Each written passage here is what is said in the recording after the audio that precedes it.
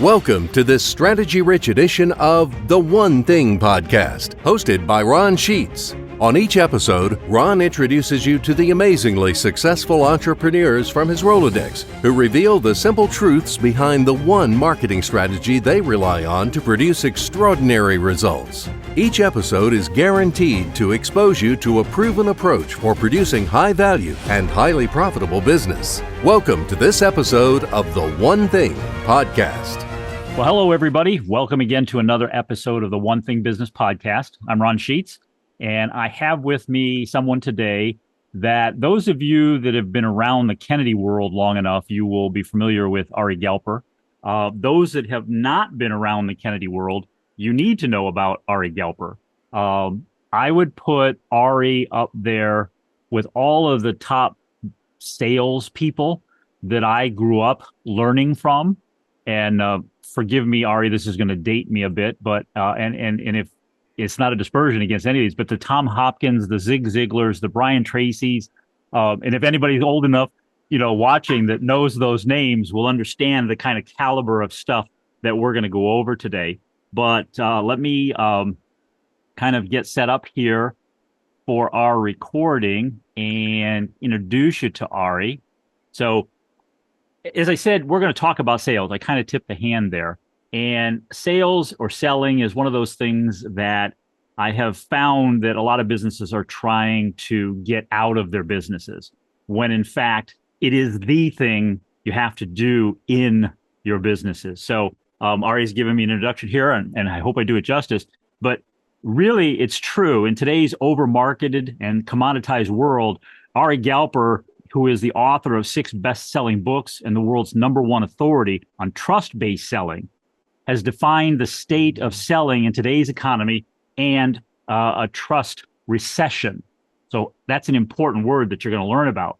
So if you're in a low-volume, high-margin business and you have a long sales cycle with multiple steps that is causing you to chase potential clients and potential customers, Ari's created what is called the one-call sale trust-based selling system. And that's what we're going to be talking about today. So if it doesn't excite you to understand that you can close a sale on one call, then you should not be on this podcast. So Ari, thank you very much. I know your time is busy and very valuable, so I really appreciate you joining me today. My pleasure. Really looking forward to it, Ron. So why don't you tell us a little bit of the story of how you really came about and discovered the trust-based selling breakthroughs that we're going to talk about? Sure. Well, dating myself, 23 years ago, I was a sales manager in a software company, and I managed 18 people underneath me. And we launched the first online website tracking tools, like Google Analytics is what they call it now, but that was the original one. They were bought out many years by Google years back, but so I got the leads that came across my desk with the whales, the big opportunities. And this one contact came in through our lead process, and I had a call with him, and he represented a huge company, multiple websites. Honestly, if I close this one sale, it would double the revenue of the whole company in one transaction. That's how big it was. It was like the whale of the whales. Like, oh yes, thank you. And so we scheduled a conference call with him and his key decision makers, and I was going to do a live demo to show him our tool. And Friday afternoon, 4 o'clock, never forget it, I'm in the conference room, big long conference table, the old school Star Trek speakerphones, the 3 legs on the sides there. I'm with my boss in the room. He closed the door, and I hit the dial tone on the button. I dial the number, and my guy says, hello, hey, it's Ari. How's it going? We're talking. Then he says, Ari, let me tell you who's with us on the line today. And next thing I hear is, my name is John, I'm CEO. I was like, oh, CEO, this is good. My name is Mike, I'm head of global IT. This is good. They're all in this conference room over there. I was like, wow. My name is Julie. I'm head of global marketing. Boom. Everybody on this call was a decision maker. Wow. It's going to happen. It's going to happen now. There's only one chance that they're going to hopefully like what we have to say. So I introduced myself, explained what we do. They all logged into kind of a webinar demo thing they had back then, and I started to walk them through a demo of one of their websites we used live to track their information and their website behavior. This is the first time they're seeing this, so I'm showing this to them live, all the information, and I'm starting to hear these noises on the phone call like, wow, this is great. this is amazing. I can't believe it. They start asking me all kinds of questions. How does it work? How do we install it? How does the tech work? And of course, I had all the answers. I would explain to them nicely. I wasn't aggressive, explaining how it works. There was so much chemistry on this call. It was like a love fest on the phone, Ron. You know what I'm talking about with the client? They ask you the questions. You got the answers. You say to yourself, this is going to happen. The chemistry is so good. Break out the marshmallows and sing Kumbaya. Yeah, I'm getting the high five in the back room from my boss, like, Ari, nice job. I'm like, I'm just doing my thing, And so I'm like, this is great. Hour goes by. Chemistry is amazing.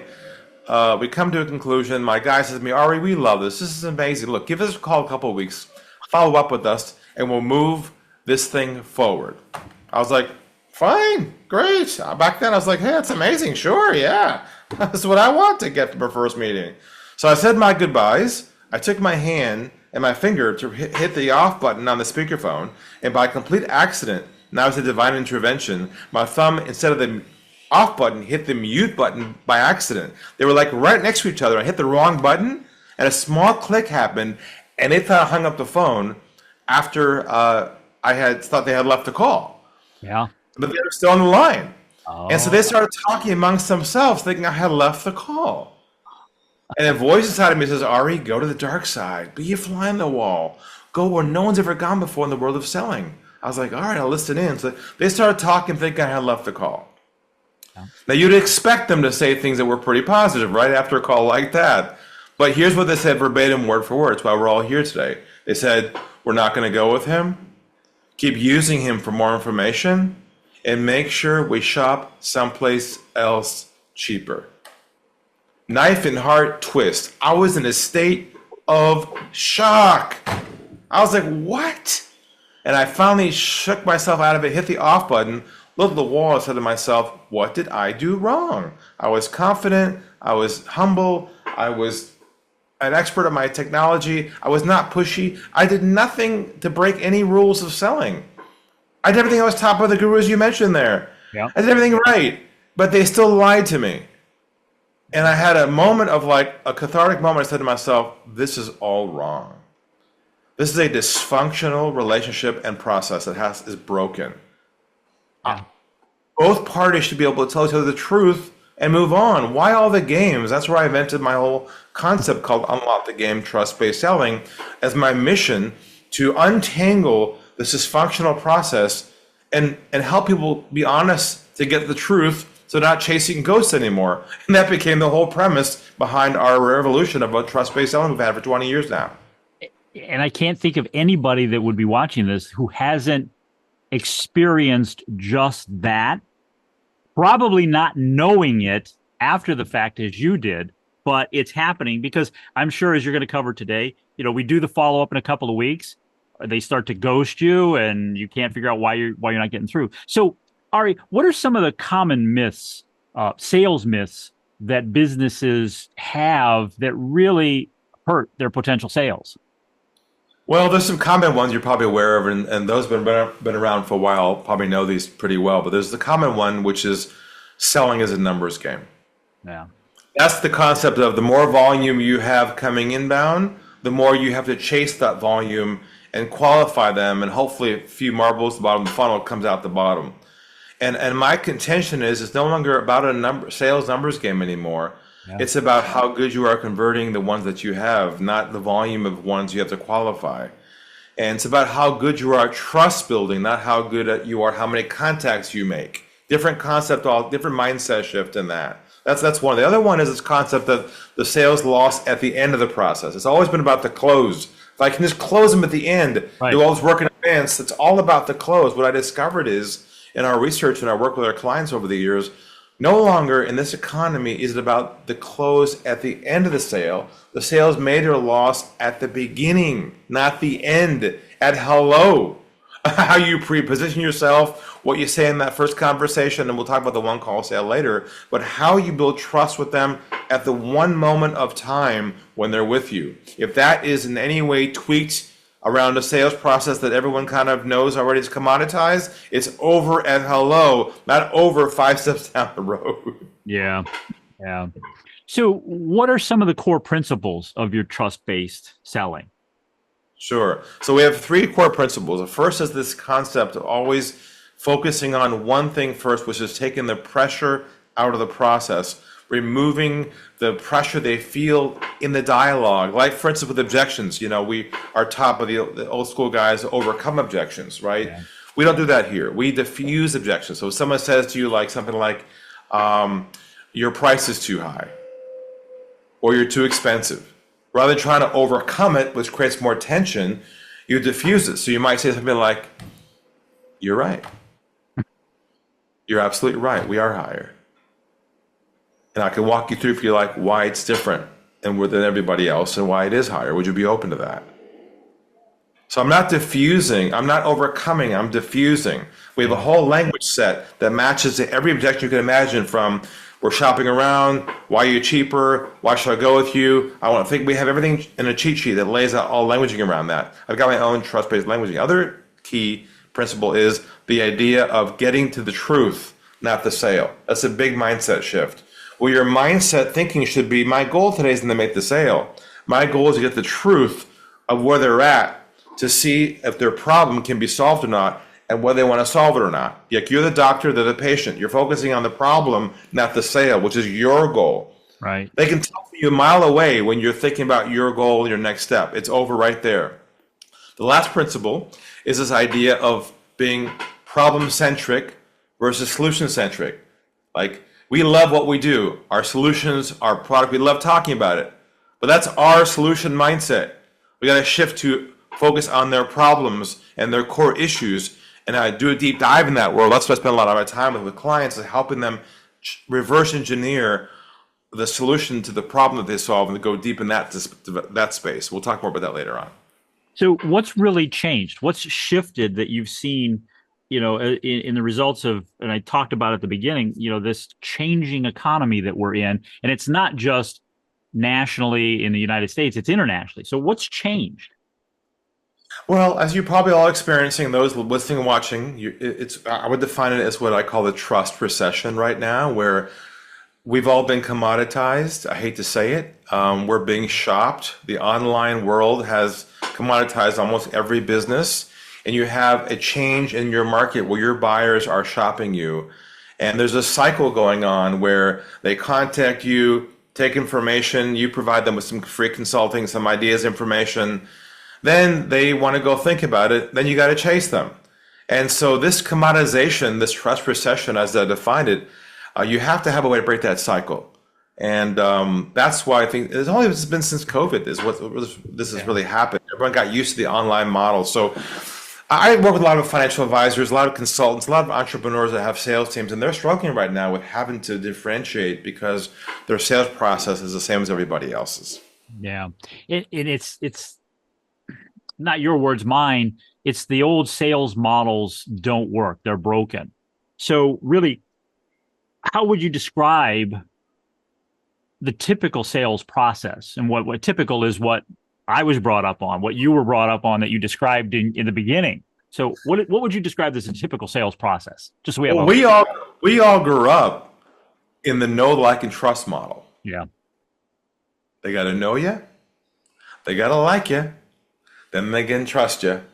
Then hopefully you make the sale. That's called long sales cycle. Now, the problem is, if you apply that to this day and age, you start doing what I call free consulting, relationship building, rapport building, all that same stuff you were taught back then, matched to a market that's commoditized and they're shopping you. It's just two ships in the night passing each other because they can tell you're being friendly just to make the sale. They know the game. The game is up. Everyone knows those styles and those techniques. That's why the only way to win this market is to differentiate your sales process, not your product.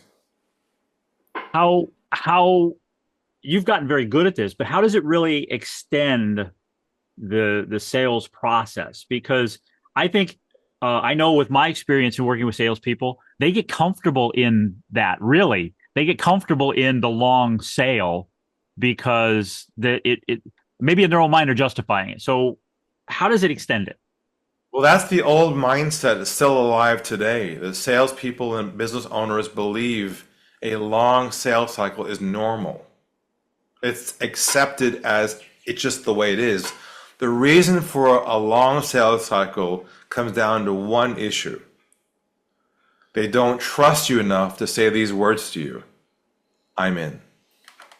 So we have to extend the whole process to hopefully get them to say those two words to you. I'm in. It took me 3 seconds to say to you, let's do this. But here we are elongating everything and a long way to get there. And what that does is creates a whole chasing process. So your pipeline is full of ghosts who don't call you back. You hope a few come out the bottom over time. And then what that does is it poorly positions you as a non-authority by you pursuing somebody. Yeah. So how have you flipped it? So we flipped the marketing and sales model in this way, and I'll kind of describe it to you visually. So a typical marketing funnel kind of looks like this, right? Mm-hmm. And your goal is to put as much as you can at the top, and then hopefully the marbles float around the middle, have lots of calls, talk to people, get a non-qualified, and then at the end, a couple of marbles come out. Right. That's kind of like marbles meaning clients. That's kind of the world that we grew up with, and most people watching this probably assume that's just the way it works. So I've challenged that model and created a different model. It's more of a cylinder. A cylinder is a kind of a narrow tube, right? Mm-hmm. And that is, you only put at the top your ideal clients, and you do our process. At the end, they all come out. Not like a couple when you spend all your time wasted chasing this pipeline that never converts. So the whole focus is conversion and bringing your ideal client. So it's about higher conversion. It's for low volume, high margin businesses where every single lead means a big difference. So what do I have to do in order to make that mind shift, if you will, to your model?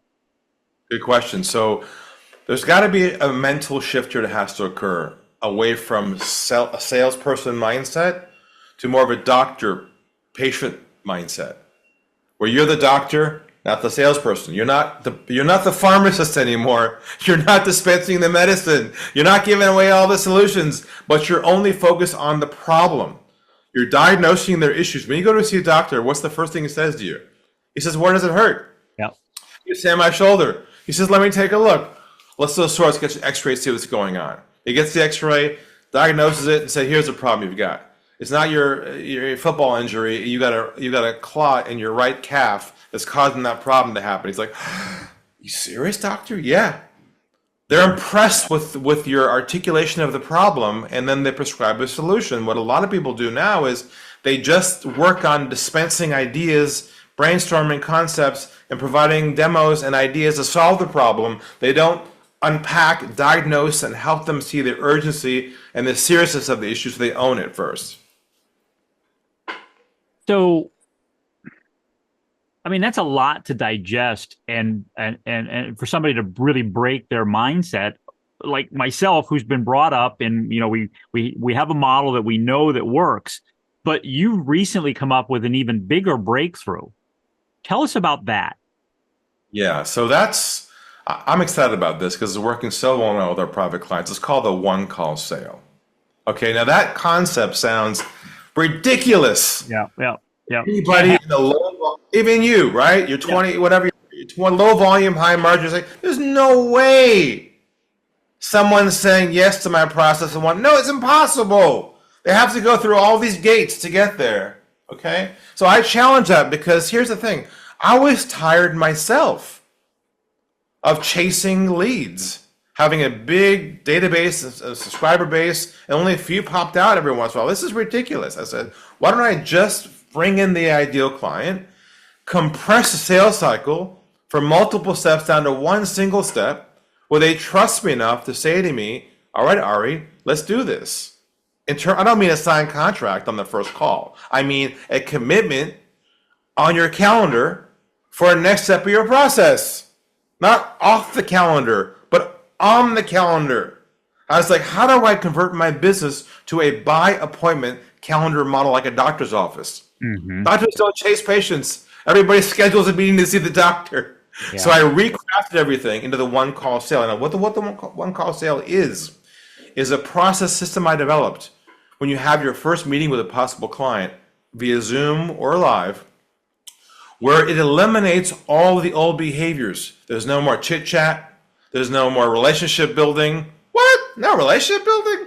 That's what people say right away. Yeah, because relationship building is done after they're a client, not before they're a client. Because real relationships take time. That's what real relationships are. They take time. But you don't have time in a compressed sales cycle to build a relationship with them. When you go see a doctor, do they try and become your friend? Do they try and socialize with you? Do they build a rapport with you? Some of them have bedside manner, yeah, but they don't have time. So no one's got time to mess around. And look, your potential clients want to tell you what their problem is and want you to solve it. Between you and them, trust. So I built a system into one conversation where the two components of that is one piece that's called the iceberg. Imagine an iceberg, where you meet them for the first time on Zoom. Nice to meet you. Nice to meet you as well. But no rapport building, chit chat. How'd you hear about us? Glad you got none of that rapport stuff. Love the fish on the wall kind of thing. But it starts with, I built my own language set called trust-based languages. Not fact-finding questions, but trust-based questions. Like the first one would start like this. If it's okay with you, Ron, if you wouldn't mind, take a step back for a moment and walk me through your background, your situation, your business model, and what your growth concerns are specifically, and we'll go from there. Would that be okay with you, Ron? That's the first thing you ask. You take your fingers like this, watch, like this, you sit back like a doctor and go like that, I swear to God. Put your fingers over your mouth and go like that. And stop talking, because it tells them right away, this isn't about me today. Yeah. It's me.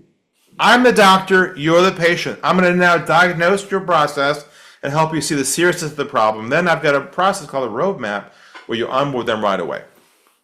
Wow. So it's a beautiful thing to get a yes on every call. To add to that, and I didn't realize it until now, or let's put it this way, I didn't connect the dots on it until now, is that one of the conversations that I have with prospects is not as cleanly scripted as you just described, but I say that the trust and really the appreciation and value of what you're going to receive is really experienced during the process. Like I said, it's cumbersome what you said, but it really is true is that if you're authentic and if you're real and you really do deliver what you deliver and you say you deliver, they're going to be more trusting when you start delivering. So like I said, I just now kind of connected those dots. And I think that's an important thing. Because people know that they know what the value of what they deliver is, but they're having difficulty getting to the point where they can deliver the value that this one call sales solves for them. That's amazing. So here's the main shift, Ron. They don't care. They assume you're the expert and you have the value. They don't care about the value piece, I promise. What they care about is can they trust you or not. Yeah. Value has been commoditized. Others do what we do. It's not about the value. I know it sounds crazy to even ask this question. They don't really they're not questioning your value. They're questioning, do I trust him to give him $30,000 to help me solve my problem? That's the only thing they have in the back of their mind. Right.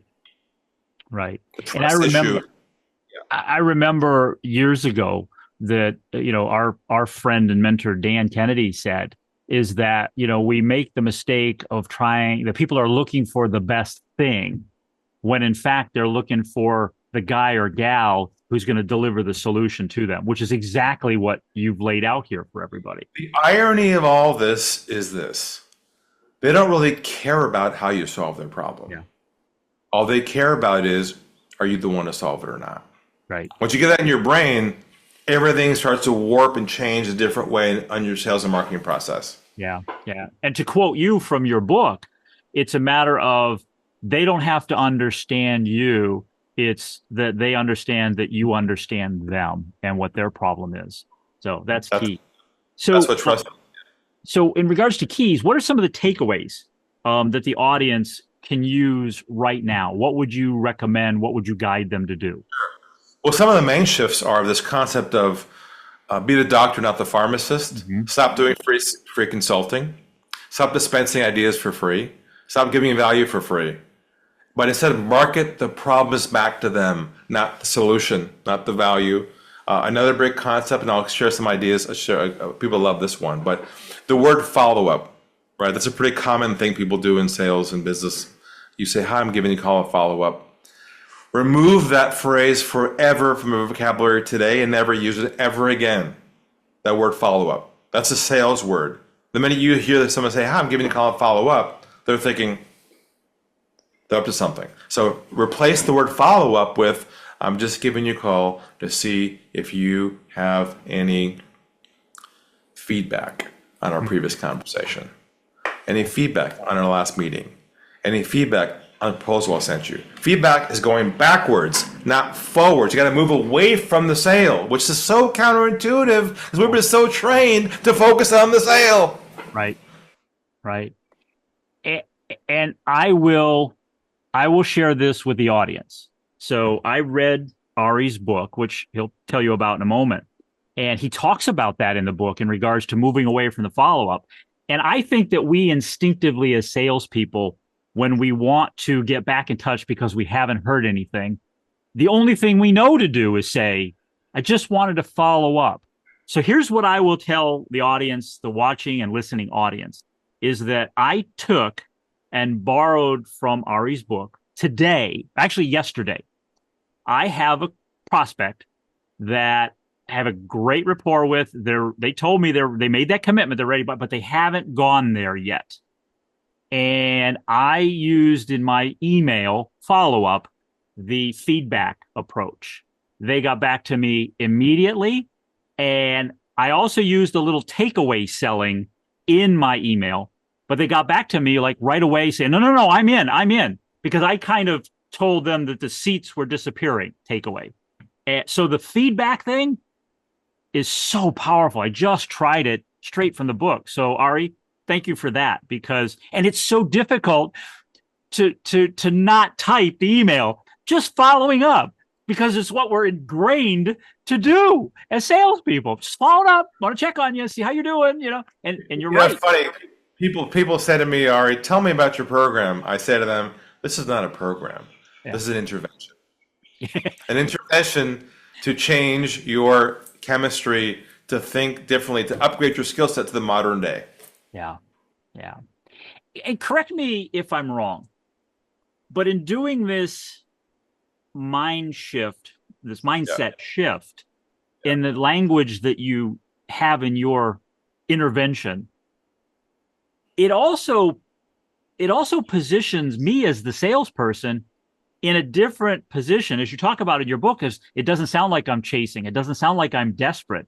It's a matter of, hey, fool, why haven't you taken advantage of this? So it does shift the positioning is, I guess, what I'm looking for. Definitely. There's two levels of this. One is to change the perception so you're not perceived as chasing them.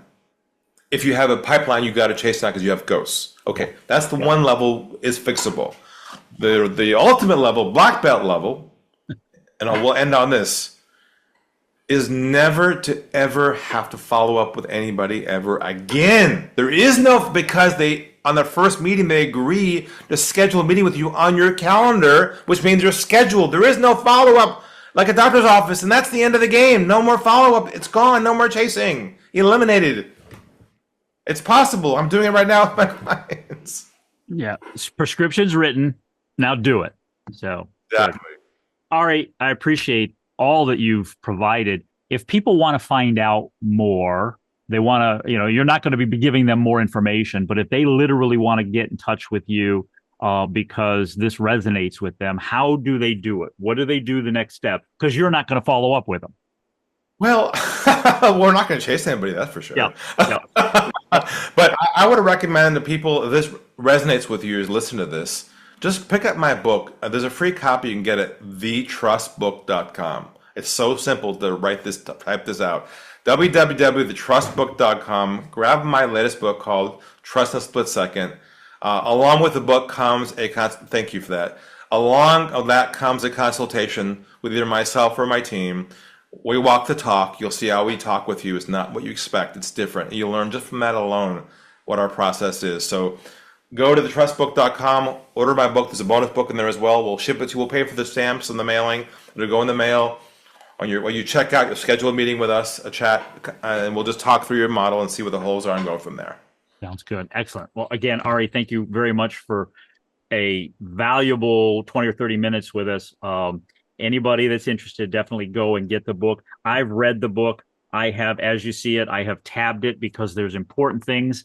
I've tabbed it because they're the things that I've identified I have to break in my own model, and prevent and do that shift. So thank you very much, Ari. I appreciate it. This is Ron Sheets. Thanks for joining us on another episode of the One Thing Business podcast. As I always say, you can't learn everything in one pass through. So I recommend that you go back, you watch this again. My recommendation is watch it through to absorb it, then go back and watch it with a pen and a paper and start taking notes. And definitely get in touch with Ari. Thank you, everybody, for watching. Ari, again, thank you very much for your time. Thank you so much.